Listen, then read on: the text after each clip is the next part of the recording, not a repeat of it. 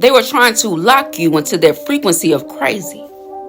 They were trying to bind you to that identity. They were trying to keep you operating at that vibration. Because remember, a crazy person doesn't trust themselves.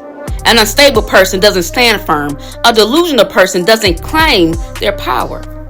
So you stay small. You stay quiet. You stay hidden. And they benefited from you by doing so. Because your silence protected their secrets.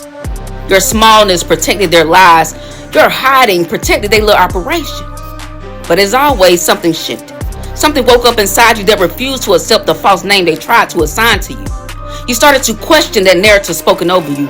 You started to examine the evidence that was presented before you. You started to recognize the pattern laid out in front of you. And you realized something profound.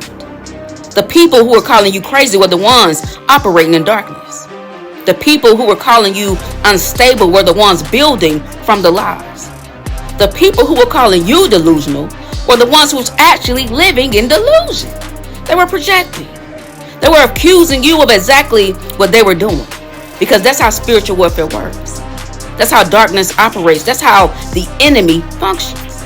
It reverses what is. It inverts. It accuses the light of being dark.